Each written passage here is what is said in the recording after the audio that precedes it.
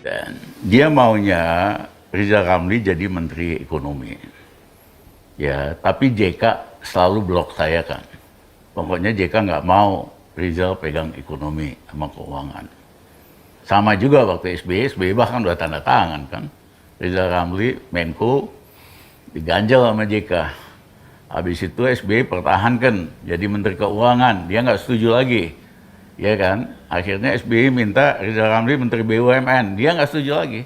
Last minute, saya ditunjuk Menteri Perindustrian. Kabinet SBY pertama. Saya nolak. Itu bukan keunggulan kita. Saya mau tanya, saya senang kerja sama Pak Jokowi. Ini Pak JK nih, yang lobby supaya saya kagak jadi. JK kelagapan. Enggak kok Rizal begini, begitu. Saya nggak ada hubungan. Saya ketawa aja.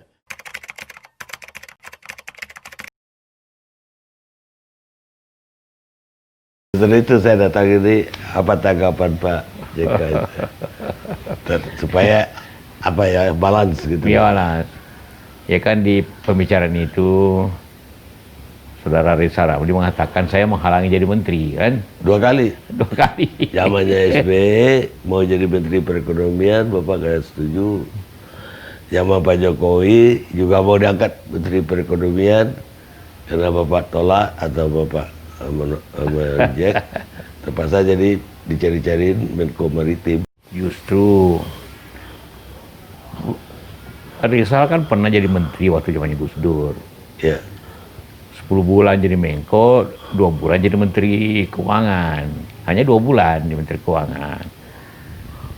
Kemudian waktu zamannya Pak SB dengan saya tahun 2004, lobby kemana-mana untuk pembentuk mau bentuk kabinet, lobby kemana-mana.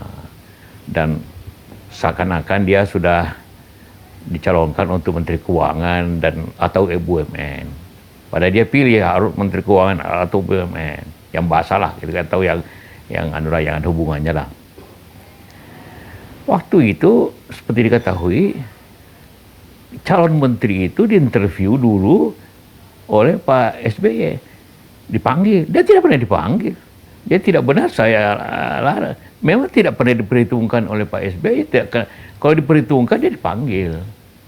Nah justru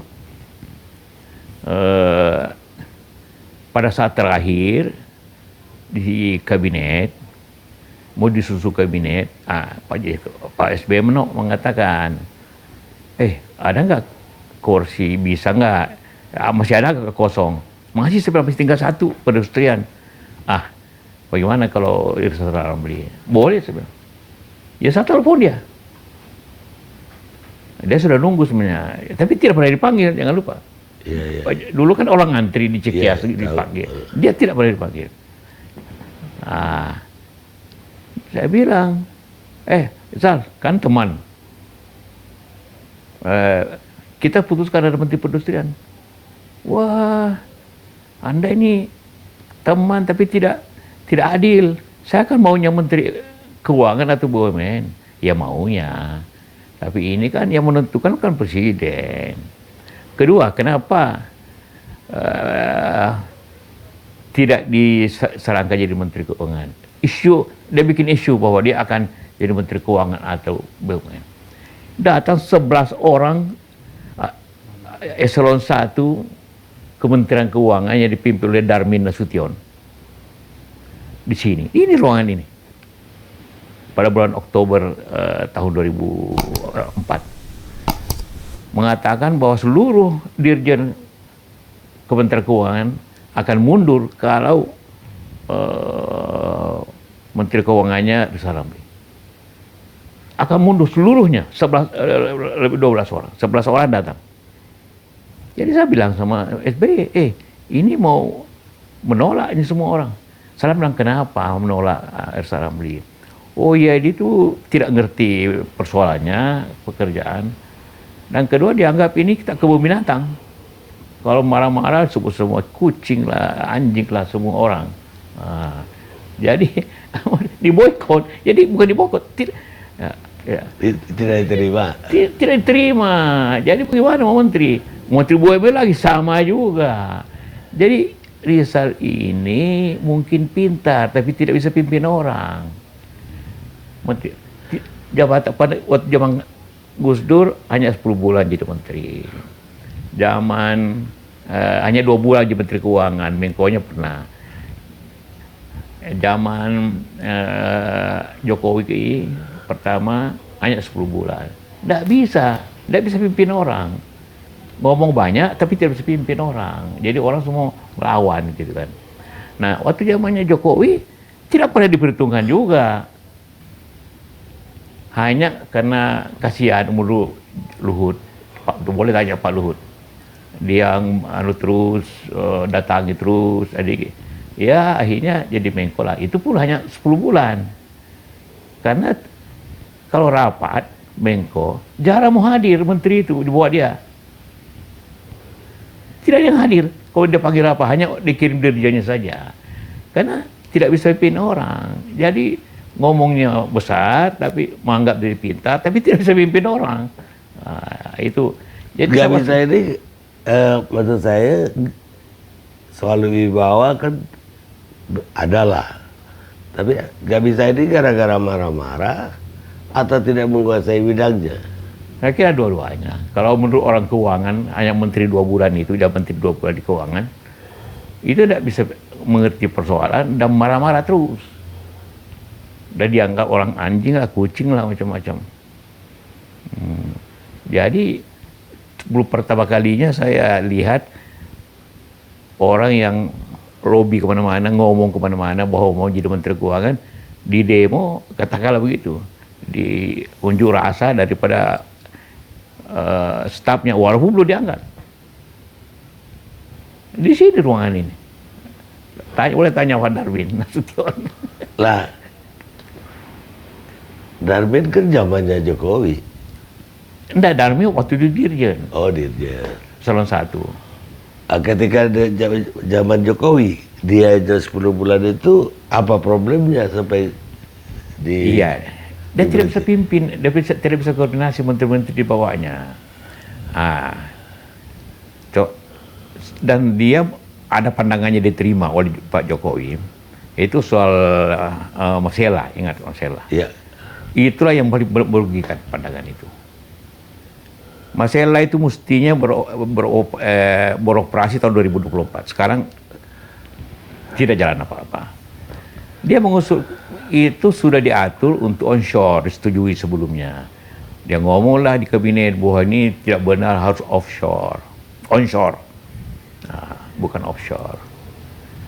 Waktu offshore hanya di laut, itu ongkosnya 14 miliar. Begitu dihitung untuk di darat onshore, kan harus pasang pipa 300 miliar, itu biayanya 19 ya. Jadi merugikan negara 15 triliun dan tidak efisien. Akhirnya sampai sekarang tidak jalan. Itu menggebu-gebu usulnya itu dari sidang kabinet. Berkali-kali kita rapat, kita tolak. Tapi mungkin pertimbangan lain daripada Pak Jokowi hanya menerima. Tapi akibatnya sampai sekarang itu tidak jalan. Karena kemahalan, kedua share keluar. Jadi bayangkan itu, kalau orang biasa, itu merugikan negara 75 triliun itu. Nah, itu kan usulnya. Yang itu. Kedua, ini menarik supaya diketahui. Waktu di reshuffle, ini karena tidak bisa koordinasi, di reshuffle. Ya. Diganti kan, setelah 10 bulan tuh. Waktu dipanggil, saya berdua dengan Pak Jokowi. Ya dipanggilnya lagi ILC loh. Iya, ya udah saya. Nah, dipanggil, jelaskanlah bahwa ini demi kebaikan kabinet akan diganti oleh dia. Wah, dia menolak. Apa salah saya? Wah, banyak ngomongnya, panjang lebar. Saya dengar aja. Nah, ini kan maunya Jokowi, Pak Jokowi. Yang nyampaikan Bapak? Dah, mana lah. Yang nyusun kan yang diganti orang Pak Jokowi. Kan privilege atau hak presiden kan. Iya betul, tapi yang menyampaikan ke beliau. Walaupun memang saya tidak senang dengan caranya ya, tapi saya tidak sampaikan itu. Presiden sendiri yang minta ya. Tapi begini menariknya, kasihan juga agak. Sampai sekarang saya kasihan. Setelah diajak bicara, dia tidak mengerti. Minta apa buktinya? Saya tidak bisa. Pokoknya presiden mengatakan tenanglah. Pokoknya kita perlu suatu perbaikan. ngomong terus, akhirnya presiden bilang, nantilah kita ngomong nanti setelah selesai. Pindah dulu ke kamar lain di istana nih, ada Iya. kamar, suruh duduk situ sambil kita selesaikan yang lain. Ya. Setelah selesai yang lain, kira jam 10 malam, Pak Jokowi nanya, masih ada Risalam di sebelah? Ajudan bilang masih ada. Kau diam-diam aja, kita mau pulang. Jadi pulang ke saya dengan Pak Jokowi, pelan-pelan, tinggalkan Risalam di kamar lain. Nanti katanya setelah setengah jam kita pergi, nanya, mana presiden? Presiden sudah pulang. Jadi kasihan juga, barang-barang lagi. Jadi memang tidak bisa koordinasi, tidak bisa bekerja sama teman itu. Jadi bukan ketika presiden pulang, yang mewakili presiden, Pak JK yang ketemu dia gitu. Nah, Kabarnya berdua. begitu dulu. Berdua. Oh iya, itu pertama. Ya. Setelah dia menunggu, katanya Pak JK aja yang menyampaikan. Tidak, kita pulang sama-sama kok. Oh, Kita pulang sama-sama. Jadi malah presiden pulang tenang-tenang aja kita pulang. terus nggak dicari habis itu Pak JK? Nggak pernah. Nggak, besok-besoknya dia nggak telepon Pak JK. Nggak pernah.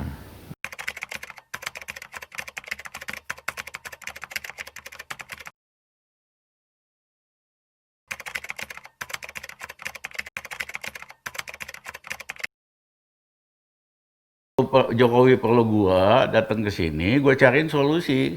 Network kita banyak. Ya, itulah ceritanya. Nah, waktu dia jadi presiden, kan langsung diangkat tuh. Oh, enggak. Waktu dia jadi presiden, dia maunya Rizal Ramli jadi Menteri Ekonomi.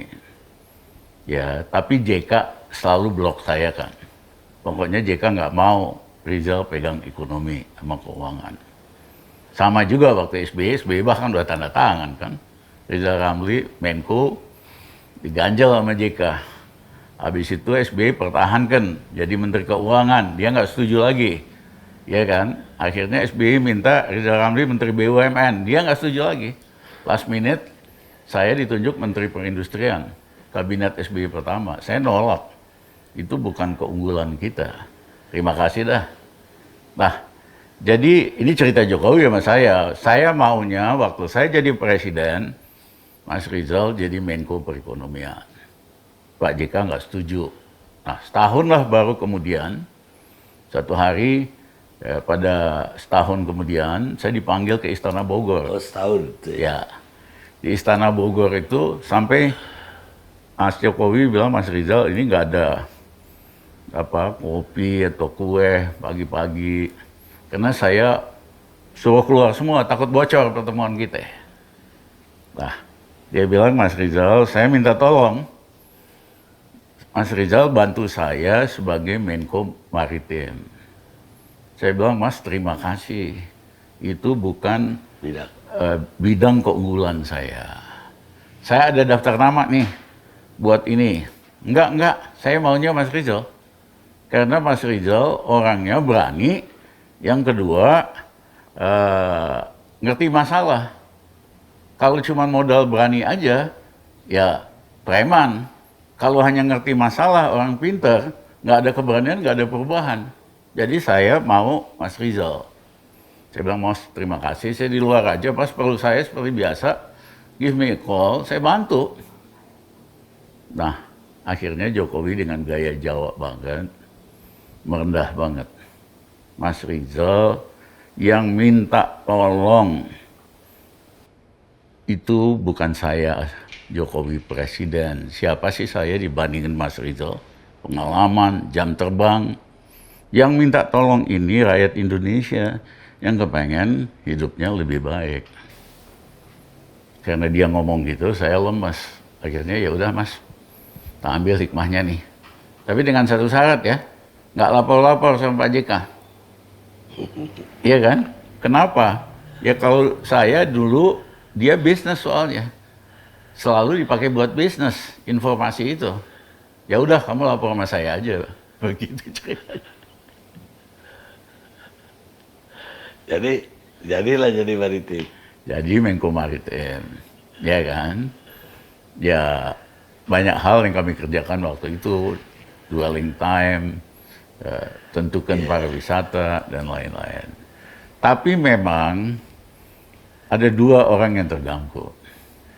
Satu Pak JK, yang biasanya sangat dominan, sangat didengarkan di sidang kabinet. Begitu ada saya, bubar. Karena Pak Jokowi lebih dengar saya. Alternatif solusi begini-begini, akhirnya apa yang saya sarankan jadi kesimpulan.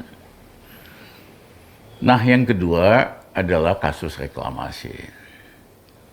Saya waktu itu putuskan karena peraturannya masih tumpang tindih, kita moratorium dulu sembari kita pelajari.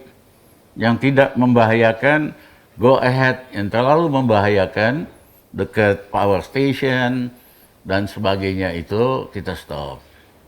Rupanya kan taipan-taipan reklamasi ini berpengaruh. Saya nggak usah sebutin namanya, Bang Karni juga telepon. Dia lobby lah, lobby pakai pengaruh atau pakai uang. Pokoknya Rizal Ramli harus berhenti. Jadi berhentiin kita. Saya ingat waktu itu saya sama Pak Karni di acara ALC. Iya. Iya kan? Sampai jam 11 malam, habis itu saya dipanggil ke istana. Iya. Di istana udah ada Pak Jokowi, udah ada Pak JK, ada Pramono. Pak Jokowi, Mas Rizal, kita perlu reorganisasi. Terima kasih. Ya kan? Loh, saya mau tanya, saya senang kerja sama Pak Jokowi. Ini Pak JK nih, yang lobby supaya saya kagak jadi. JK kelagapan, enggak kok Rizal begini, begitu, saya nggak ada hubungan, saya ketawa aja. Tapi pada dasarnya saya juga orangnya Pak Arni, happy aja. Kita keluar, nggak ada masalah gitu. Karena saya tahu, I'm professional, I know what to do dalam banyak hal. Saya benarin BUMN kan banyak sekali, dari merugi jadi untung. Bulog, 1 tahun kita pegang dari rugi untung 5 triliun. Zaman Gus Dur. Semen Gersik, untungnya cuma 800 miliar, 2 tahun kita preskom jadi 3,2 triliun, naik 4 kalinya. PLN nyaris bangkrut tahun 2000, ya modalnya minus 9 triliun. Kita benerin, jadi modalnya 104 triliun lebih, tanpa pakai uang negara, hanya revaluasi aset gitu. Jadi, I'm confident dimanapun kita bisa bikin sesuatu. Nah seringlah kalau ada apa-apa yang penting-penting, saya ada hubungan Pak Jokowi, saya kasih tahu dia.